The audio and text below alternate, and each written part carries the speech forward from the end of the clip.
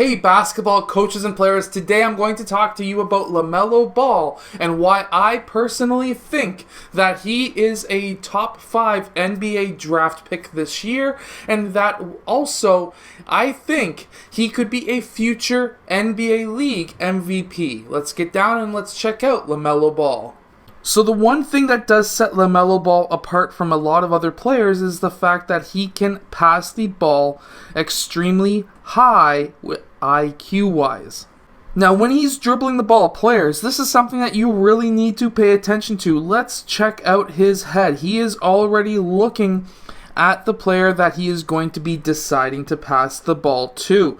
He has his head up, and now he has his head facing forward, scanning the court, knowing where the players are and what he needs to do to be able to navigate around these players. Now, at this point, he has made his decision right after that logo, and now when he attacks that rim, he puts his shoulders down and he goes and does a full-out attack on the rim. Now, whenever a player who can finish around the rim attacks the rim in transition, you usually get a player to pop out. But when you've got somebody who can finish like LaMelo around the rim, you will get multiple players who defend LaMelo Ball. And because of that, that opens up multiple players on the offensive side for you to pass to. So remember, he was looking at a player on this side of the court. Well, now he's looking at that player and also that player over here who is now cutting towards the rim. He is now going to get into the air and make a decision. Even though he's pointing this way with his body, he's actually going to be passing to a player on this side who is now able to finish at the rim. This is a very high-level IQ play, especially for somebody young like LaMelo Ball. Here's another very high IQ level play. We have LaMelo Ball right here, and he is going to be attacking the rim going down the middle of the court, down the middle of the key. He is going to do a quick behind-the-back dribble around the player who is over here, and that player does reach across his body. Now, if he didn't do that behind-the-back dribble, that would have been an easy pick. Now, he did that dribble. Now, that pulls over this defender to now double team LaMelo, because LaMelo Ball right now has a lane open around this player and this player, so they need to collapse on him so that he doesn't have that ability. Now, if he was to do a regular pass, either a bounce pass here or a chest pass or an alley-oop, these players here would have picked off that pass. However, instead, he does a behind-the-back pass behind this player so that he is unable to pick off that pass.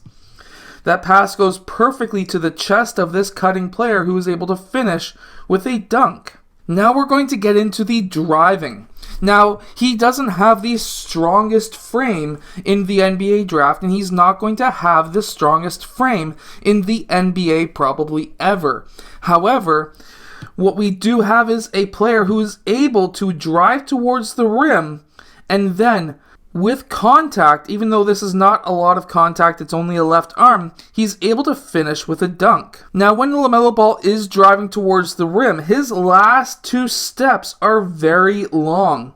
And because of that, he's able to get to that rim uncontested a lot of times. Now, this one does go in, but if we really slow this down, his last dribble is at that 3-point line. He picks up the ball on that foot, and that allows him to take 2 steps in for that layup. That all started from the 3-point line.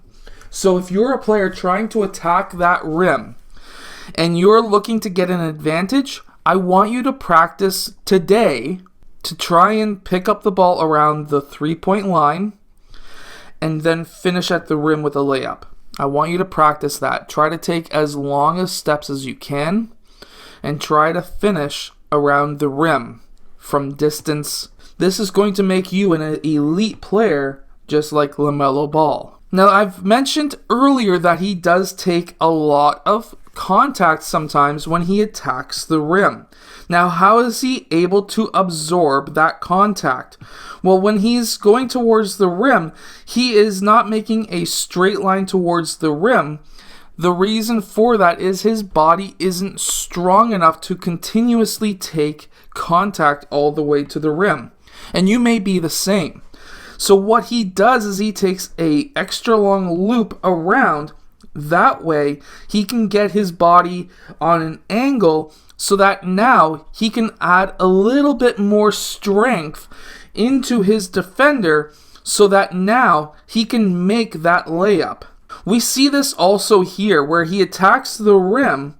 Now, even though he's attacking a straight line rim, he actually does take a big step with his right foot, or basically in front of his left, what we see right here. And why he does that is, again, to get that angle on his body to be able to basically absorb that contact and then use it to finish around the rim. Now, the one thing that everyone does hit LaMelo Ball on is his shooting, and I even hit him huge on it as well. He is not a very good shooter, and his shooting form needs work. However, when he shoots the ball off of a dribble, his shot is usually pretty short or long, but it does not go in. However, if he's coming off of a dribble, he comes to a 2-foot stop, and then he does either a shot fake or a pass fake, and then he brings it back for a shot. That's a set shot, and he tends to hit his set shots. Also, set shots off of a pass where he doesn't dribble up to his 3-point shot, he's able to drain those 3-point shots as well. So as long as he doesn't dribble up to take a 3, he's a pretty good shooter. Something that does really affect a game is defensive rebounding. And a lot of guards don't get a lot of rebounds. They're usually shorter, and LaMelo Ball has some height to him. He's in that 6'7" to 6'8" range, and he's a point guard. He also has a very long reach when it comes to his wingspan. So something that he is very good at is getting that defensive rebound. Because of his reach, his wingspan, he is able to play very, very tight to a player, even though he's not very low that we see here. What he does do is he's able to play tight, he's on his toes, and because of his reach, if any player tries to swipe through or tries to attack the rim and shows the ball just a little bit, he's able to pick that off, and because of his speed and his length, he's able to get down court quite fast and finish with an uncontested dunk or layup. These are my reasons why I think that LaMelo Ball could be a great player someday soon in the NBA.